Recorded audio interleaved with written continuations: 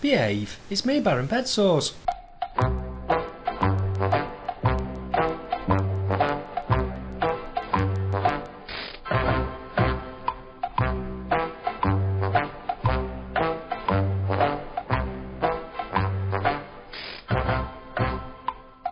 Now then, it's the Baron.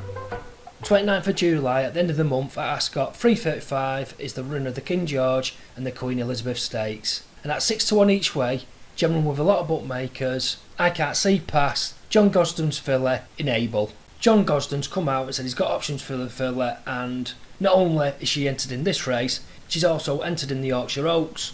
My opinion is he will be going for the race with the filly, as the prize money is far superior than the Oaks. And secondly, the years are very few and far between where a filly, granted with an allowance, can serve it up to the lads. The record for fillies and mares in this race is obviously poor, and this is down to there's more colts and horses enter the race, and it does take a special type to even be considered for the race. Fillies like Tagruda and the Globetrotting Dane Dream, both who won this, who were special type of fillies, but more importantly were heading shoulders above the allowance what they was getting. Every time I go for this race, I keep on coming back to the same sort of scenario, whereas Dettori is pressing the button on Enable, 3 furlong out, Enable kicking on, having the race by the scruff of the neck, with the rest of the field all treading water. So there is positives and negatives for all the horses in the race. So top of the market is Island Real at 13-8, and at price alone I've got to look elsewhere, although I do think he will give a good account of himself. Next you have Ulysses.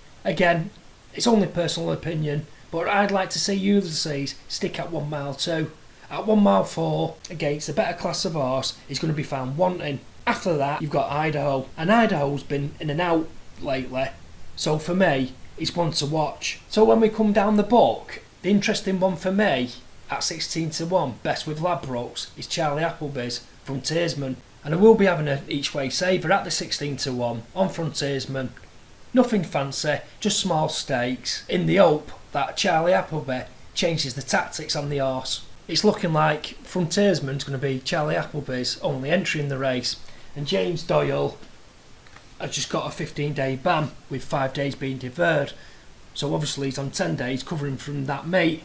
So William Buick will be in the play. I'd like to see the horse used differently in a race. Charlie Appleby and Godolphin, no more in mates, their horse, they can do what they want.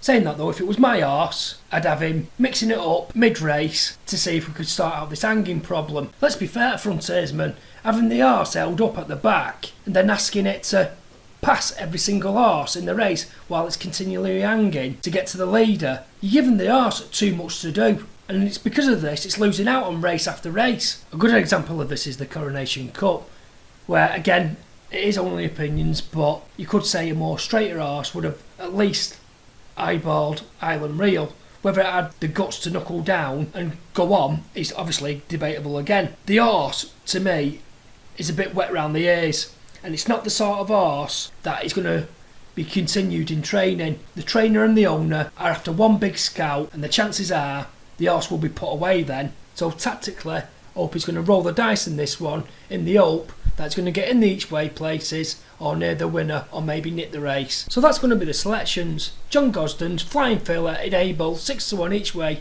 general with most bookmakers, and a small saver on Frontiersman, 16-1 each way, best with Ladbrokes. Bang your comments and let me know what you're going for. Good luck with all your selections, whatever you pick, and I'll leave it for now. Cheers for listening to Baron.